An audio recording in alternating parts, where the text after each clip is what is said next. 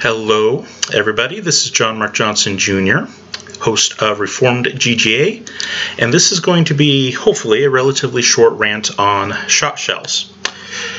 To start out this rant, I want to play a video. I'm not going to play it with sound, but I'm going to play a video from the Active Self-Protection YouTube channel, so shout out to them and some free publicity. A while ago, back in 2016, they posted a video of a campus shooter who fortunately was eventually overtaken. But as I understood it, he did kill at least one person.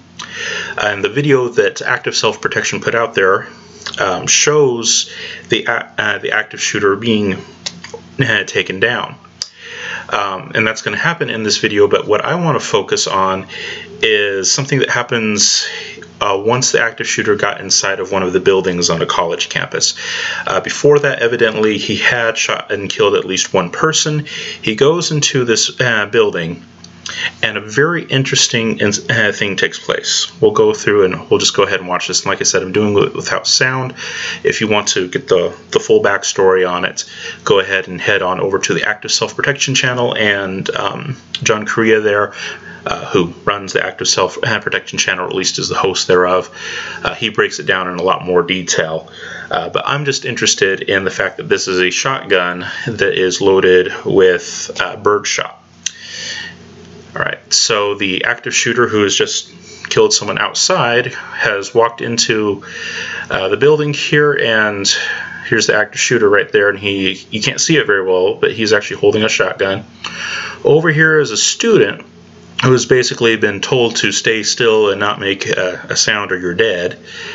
And what's going to happen is a woman is going to come down these stairs. One of the students ostensibly is going to come down the stairs over here, and not to give away the ending too much, but she unfortunately is going to get shot. Let's see what happens. Okay, so here she is, shooter's taking aim, and where she flinches right there, that's her getting shot. Now, because this is security cam footage, it doesn't, capture the fireball very well. The frame rate isn't high enough to do that. But she's gotten shot, and what you're seeing right here is she's looking down at her clothing. She's been shot by birdshot, and you can see that the distance here is definitely well within 10 yards. Probably less than that, but certainly less than 10 yards. And she's looking down at her clothing because she knows that she's just been shot. She saw the shotgun and she flinched, but now she's looking at herself and she's realizing something's weird here. So she's still looking at herself saying, okay, that was odd. She's still standing. She's kind of favoring her arm there. She got shot in the chest and in the arm. And you'll notice that she's still standing, but not only that, she is now walking away from the scene. Okay, so here she is. She's walking away. Now, the student who was sitting here, he's actually gone around the backside, and he's come out the door, and he's going to take out the active shooter here. But this woman who has just been shot by a shotgun within 10 yards, who is still standing after the fact, now she's going to walk off, and I want you to keep paying attention to her. Okay, they're doing their thing over there, they're struggling for the gun, and she walks out of the building. Good for her. Okay, good for her. She's still alive. That's fantastic. But my point here is just simply to get across the point that very, very small diameter shot like birdshot, even out of a powerful gun like a full-size shotgun, is not very powerful. If you're at pretty much point-blank range to someone, yeah, that can kill. And this guy, before he came into this campus building, had killed someone because he was at a shorter range. But you open up that range just a little bit, and it wasn't very much from where she got shot. She got shot around here. The perp was standing about here. Not much range at all, like I said, certainly less than 10 yards. But open up that range just a little bit, and it was to the point where it didn't affect her. She was wearing apparently a jacket, and that was enough to stop the birdshot and keep it from doing any serious damage. Yes, if I remember what John Correa said, she did wind up with some surface abrasions and whatnot, you know, and some scarring from that. But as far as any great penetration of vital organs or anything like that, any major arteries hit or anything like that, no, it was all surface level. It was all just skin deep or less, and most of it was stopped by the clothing. Okay. The jacket that she was wearing, whether that was a denim jacket or a leather or pleather jacket or whatever it was, and combined with the clothing underneath, was enough to keep her from having any serious injuries. Birdshot just simply is not very effective. And so this is what I wanted to talk about. People who advocate birdshot and other small diameter shot shells for home defense. As we just saw, birdshot, you open up the gap on it very much at all, and it is not going to take down a human target, which is really good for the woman in this video, because if he had been loaded up with buckshot instead of birdshot, we could have just witnessed a murder right then and there, instead of I'm going to pepper you with a bunch of little BBs and you're going to stand there stunned for a few seconds trying to realize what happened, and then the person who just got shot not only stayed standing but walked off. Birdshot simply isn't very effective. Good for her, she's alive. But if this guy who had done the shooting had actually known a whole lot about ballistics and had chosen a better round, either buckshot or slug, this could have turned out very differently. And turning that around to the home defense side, reversing the role, saying that the person who got shot here was actually represents, you know, an intruder, and you're going to defend yourself with a shotgun, and you've got any kind of sizable gap between yourself and that perp. Yeah, that birdshot is just not going to do it.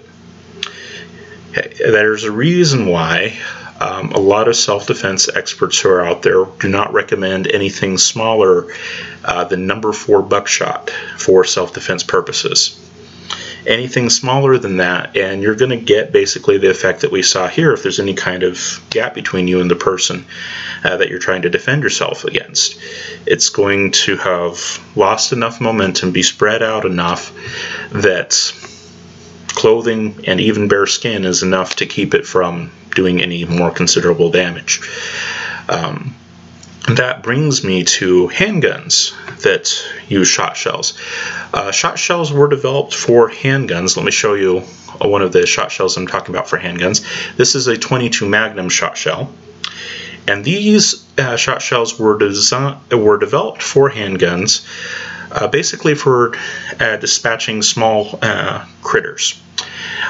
Particularly things like snakes is what they were really designed for.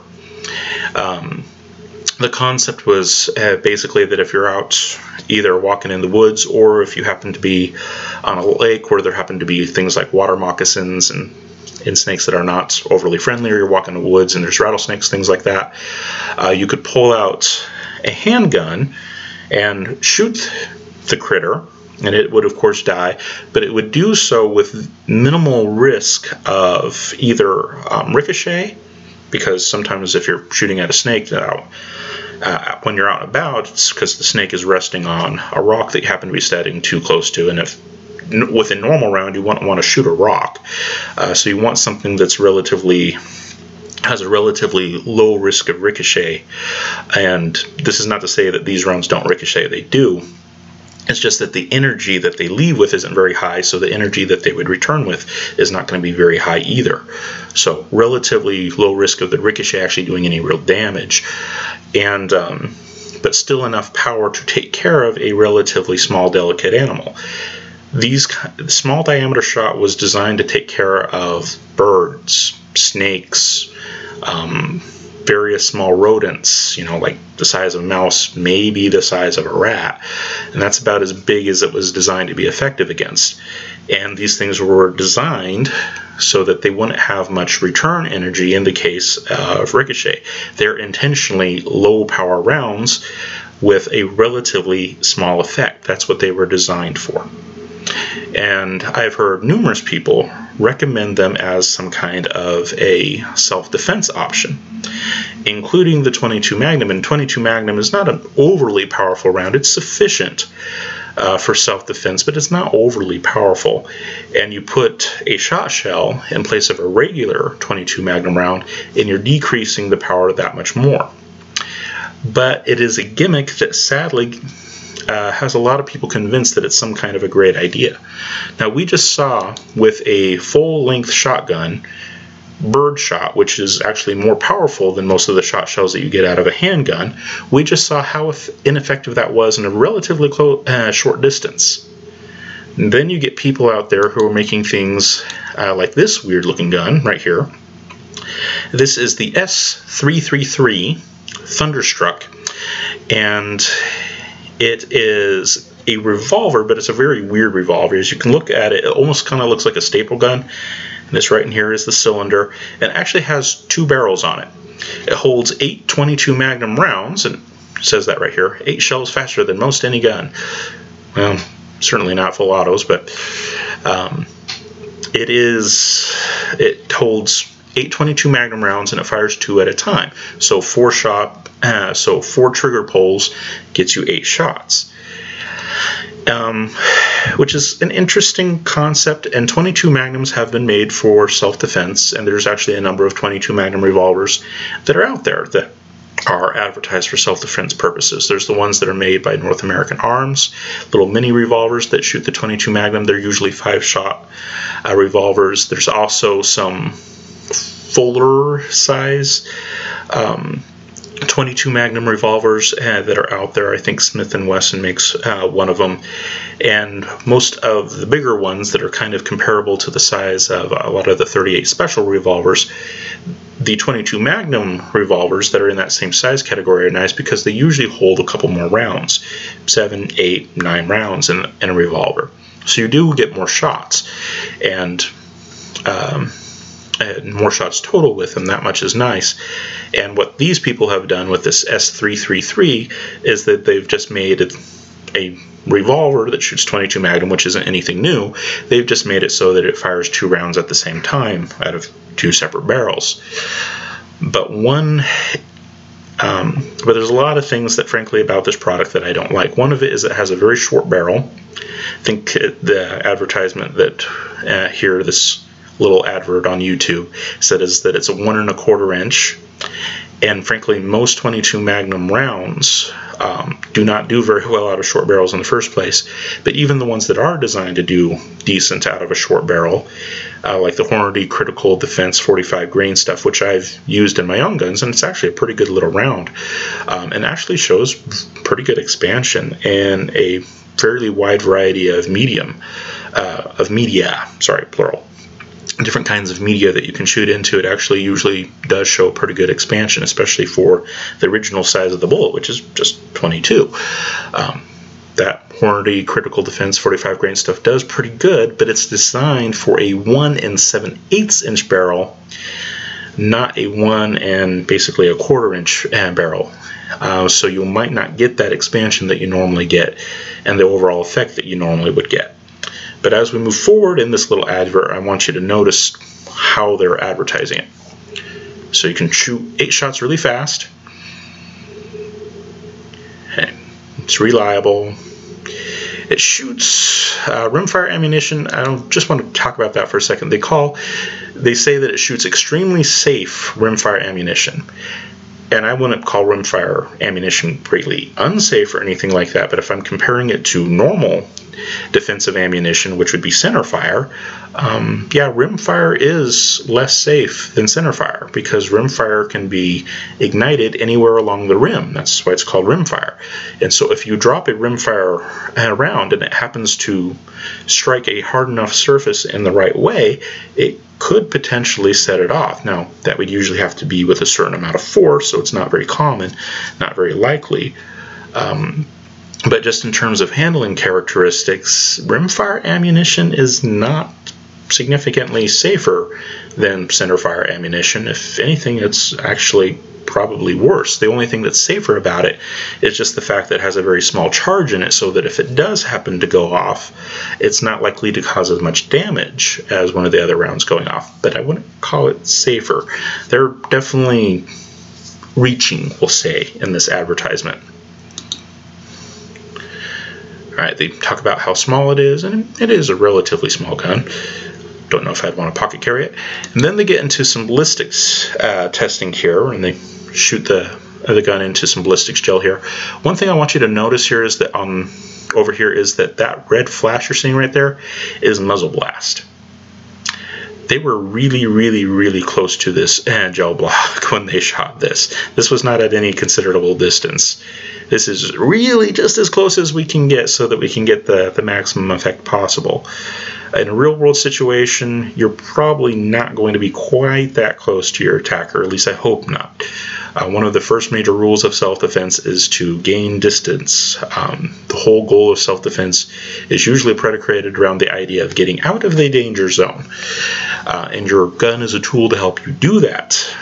If you're this close, you've got some other issues going on. And granted, if you're that close and it's a real threat, yeah, you definitely need to fire, but I'm just saying that they're dressing things up. They're getting the gun as close to the ballistics gel as they can to get the maximum effect, and I would bet that if they were backed up, 5, 7, 10 yards, that the penetration that they're going to wind up getting probably wouldn't be nearly as deep.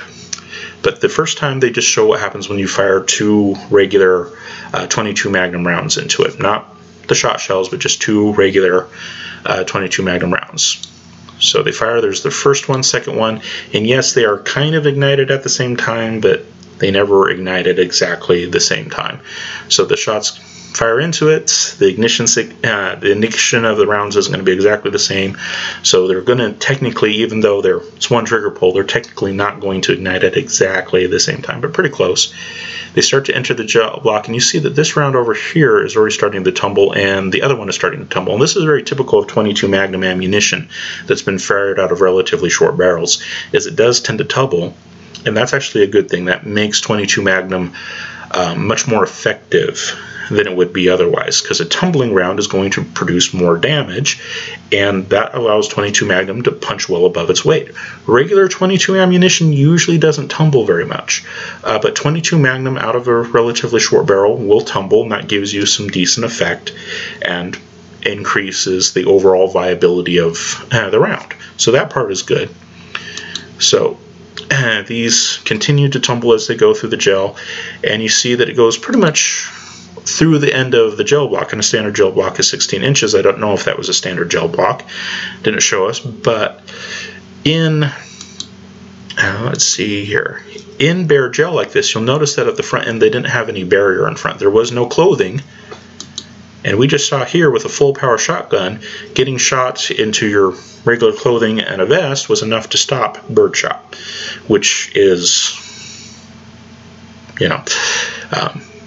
we found was not overly effective out of a full-length shotgun fired at relatively close range. Clothing was enough to stop it.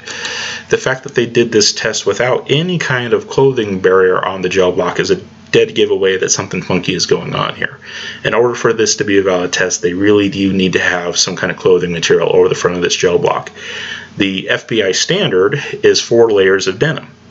Now, if you can afford a gel block, which are not overly cheap, then you can afford to go down to Walmart and get yourself a cheap pair of jeans to drape over the front end of this thing. They didn't do that, and I have a feeling that the reason why they didn't do that is because they wanted a more spectacular result, we'll say. But again, they fire the 22 Magnum rounds, and at very close range, basically point blank range, you do get a good tumbling effect, and that would be a pretty effective wound track. Now the next shot that they're going to here is that this next shot that they're going to fire here is the shot shells. So these shot shells here are what they're firing out of it, and you can see the little shots hitting the gel. Now this is of course the entire gel block, and you saw what the gel block was before. It's fairly good size, but they're showing you just the very, very, very front end of it, and the reason why is because that's all that the shot shell is going to affect, is just the very, very front end. In particular, watch this region right here where my mouse is. It's going to show the shot hitting it, and it's going to cause a little ripple, and it's actually going to bounce right out of the gel block. So keep watching that. So you see, especially this one right here, we don't see any wound track being created behind it. It's going into the gel, And as we go through, it bounces out. That right there where the ripple comes out, that's the shell bouncing. That's that little shot. There's little itty bitty balls in there bouncing right back out of the gel block. Now this thing over here, that's an actual 22 Magnum round. Okay, so they fired a couple of shot shells, and now they're firing the regular 22 Magnum ammunition. And you'll see there's actually two holes there because it fires two Magnum rounds at once.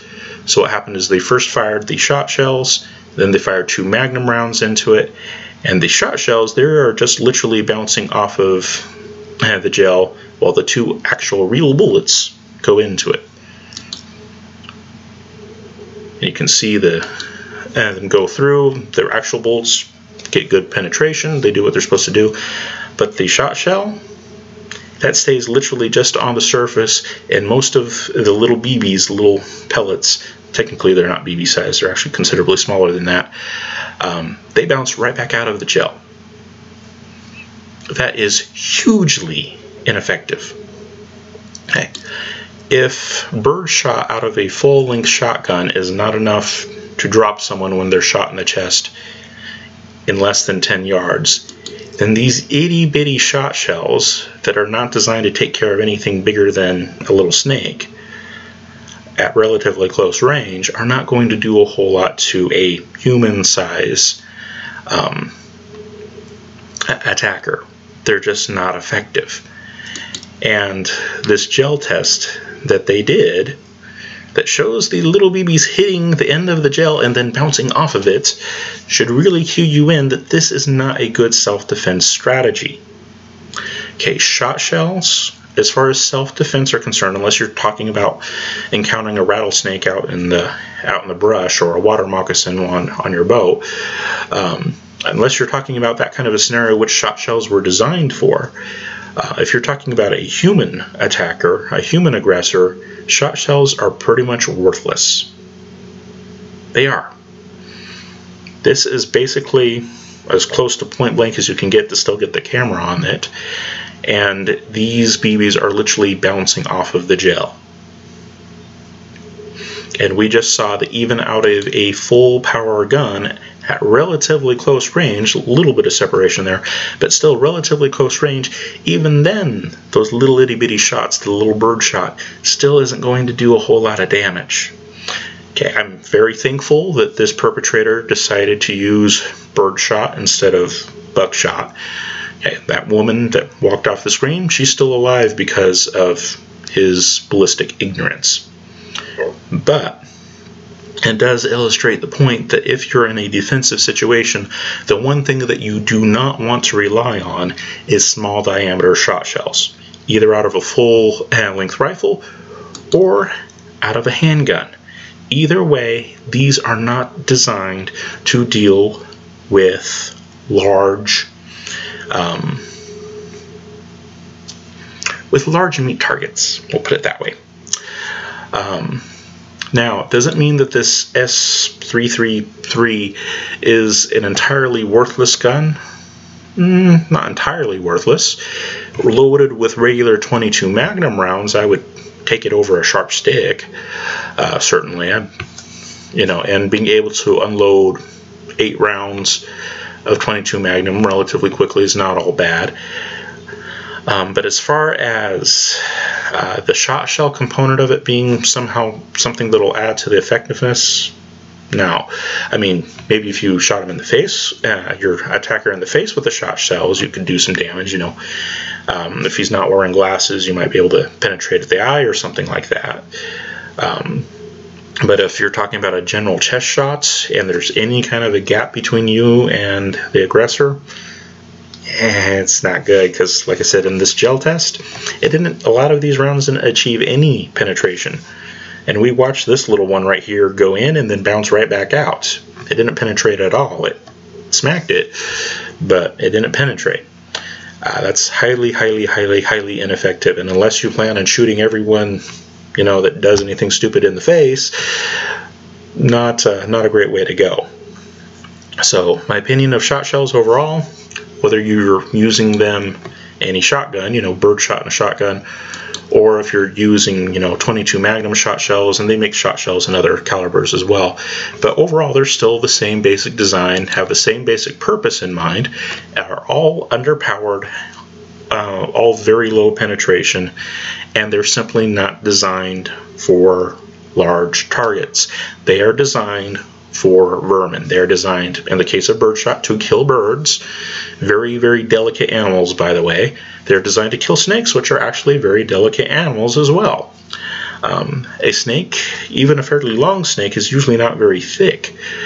It does not take a whole lot to kill a snake. It doesn't take a whole lot to kill a bird or a mouse or something like that, which is what these rounds were designed for. They were designed kind of as varmint rounds, but on the smaller end of varmint rounds. They're just not effective, and if you try to use them in a self-defense situation, they're going to be that much less effective. This that they're doing with the S333, and I'm calling it 333 instead of 333 because that's actually how they advertise it. What they're doing here and saying that you can load it with shot shells and all this is nothing more than an advertising gimmick that is meant to appeal to people who are not very sure about their shot placement. Oh, you're not a very good shot? Well, that's okay. Just load it with some shot shells, and that way you don't have to aim. Well, even with shot shells, you can still miss. Okay, shot does expand, but it doesn't expand by as much as people think that it does. At 25 yards, for most of the shooting that I've done with my shotgun, and yes, I do have a 12 gauge shotgun, and I've shot buckshot out of it, and I've shot birdshot out of it, and things like that.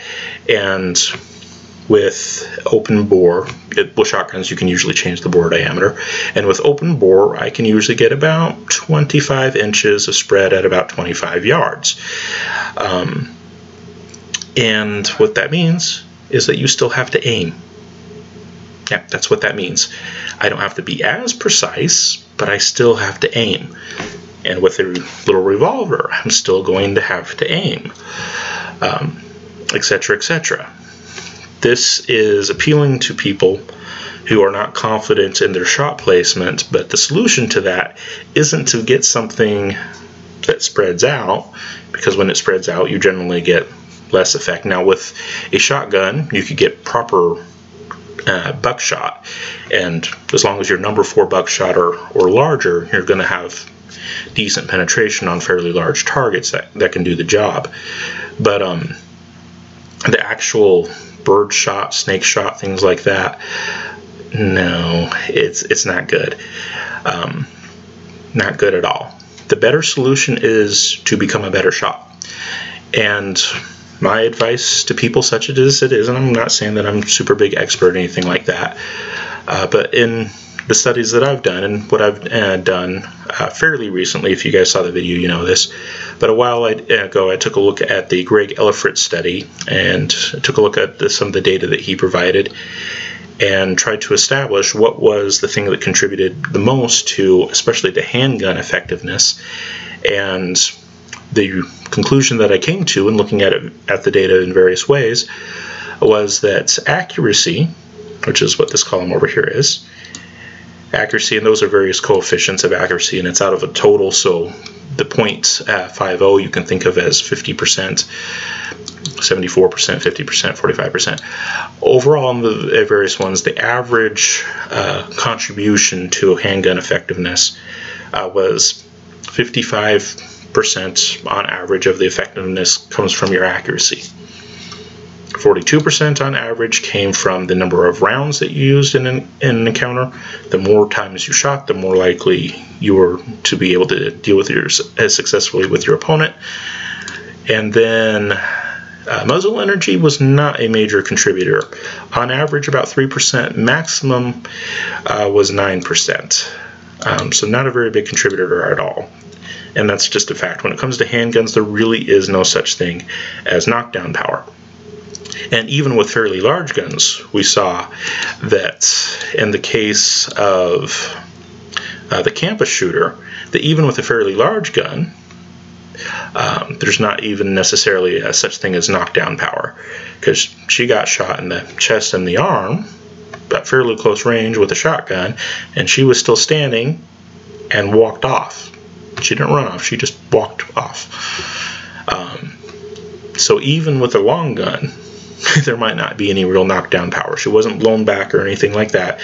She saw that she was about to get shot. She flinched, and then she realized that she was still standing. She looked at herself, saying, "What's this?" And, you know, little holes and whatnot in her jacket and whatnot. I was like, well, that's weird. And wandered off. And that was it. Knockdown power is a myth. When people go down because they've been shot, it's either because they were shot in something that was vital, you know, like in the head, sometimes like in the head. Sometimes if they get shot in the chest and it hits bone, that'll cause them to drop too, but that's mostly just because it really hurts a lot to break a bone. Or it's psychological. I've been shot, therefore the appropriate thing to do is to fall down.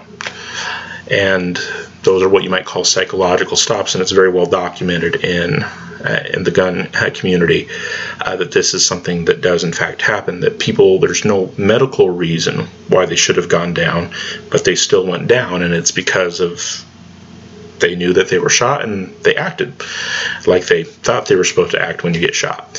But people who don't quite realize that they get shot, like this woman, she saw the shot coming, but she obviously didn't feel it enough to realize that she'd been shot. She actually had to look at herself to see if she had been shot or not, because it obviously didn't have much of an effect, even though it was a shotgun blast from relatively close range. Just not a very effective round. Birdshot is not a very effective round. Doesn't really do it. But yeah, getting back to the study that I did, muzzle energy can contribute a little bit, but not much at all. Knockdown power is just a myth. If you want to defend yourself against an attacker, first of all, look for a gun that you can aim accurately. Look for a gun that has a good capacity as far as the number of rounds it holds. And then, as the final consideration, not as the first consideration, look at the muzzle energy. But having a gun that you can fire accurately and holds a decent number of rounds is more important than muzzle energy. Okay, you still need enough muzzle energy to get the job done, and shot shells don't do that.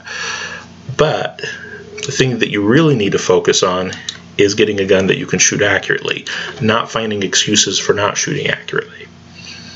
Okay, it's very common. I've seen it a lot, not just with the S333, but a lot of people that I've known, even personally, have recommended shot shells in either the handguns or in shotguns as being some kind of a viable option, and they're simply not. If you're, you know, literally touching the person with the end of the muzzle, yeah, you can do something, or if it's within a few feet, yeah, but like I said, you spread out very much at all, and if they're wearing any kind of thick clothing, yeah, your chances of doing any real damage with a shot shell are pretty much non-existent. If it's bird shot, rat shot, anything like that, it's just non-existent. Okay, if you're worried about being a bad aim, get a gun that you can shoot accurately. Focus on that first. Find a gun that you can shoot accurately. That's the most important thing. Okay, don't try to compensate for that. Find something that you can shoot accurately. And this is where I hate a lot of small handguns. A lot of small handguns have terrible sights on them. And people think that the small handguns are ineffective because of that. And just looking at the Greg Ellifrit study here, his incapacitation rates, higher is better. The rate at which this caliber is able to stop a threat is basically what the incapacitation rate is. And it's out of one hole, so these numbers you can think of, if you move the decimal point over, you could think of them as percentages.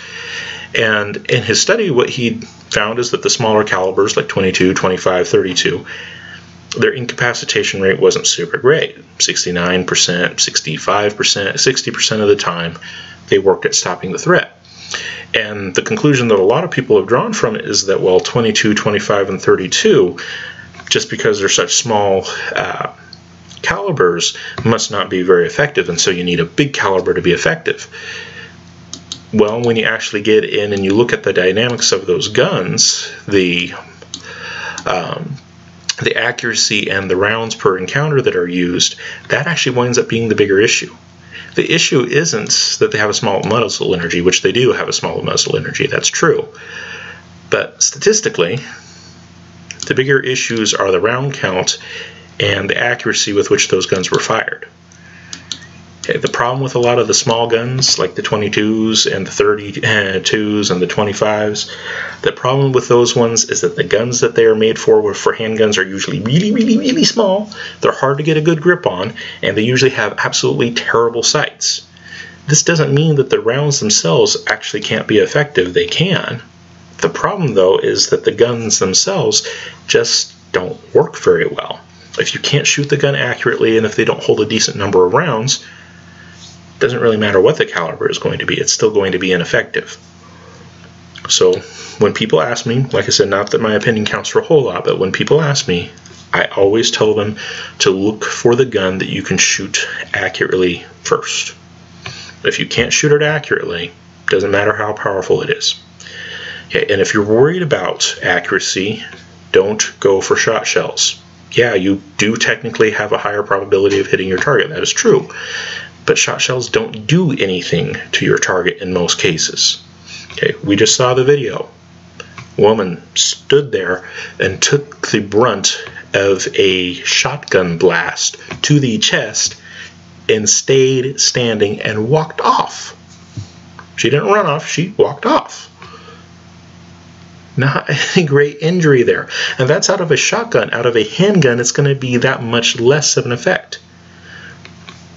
Yes, it increases your hit probability, but when you're hitting them with something that literally just bounces off of ballistics gelatin, doesn't even penetrate it, yeah, that's not going to do anything that's worth talking about. Like I said, if you happen to hit them in the face and it happens to get in the eyes, then yeah, that can be effective. But most people, if you're worried about accuracy in the first place, you're probably not going to have enough confidence to be able to make a successful headshot. You're probably going to aim center mass, in which case the entire effect is lost. Okay, shot shells, bad idea. They simply don't work. Yes, they do increase your hit probability, but increasing your hit probability with what is essentially fast-moving sand, fast-moving grits, is not overly helpful or useful or anything. So it gets an actual bullet that actually has some decent penetration, and it doesn't have to be super large caliber, but something that has some decent penetration, enough, doesn't have to be great, but a little bit of muzzle energy.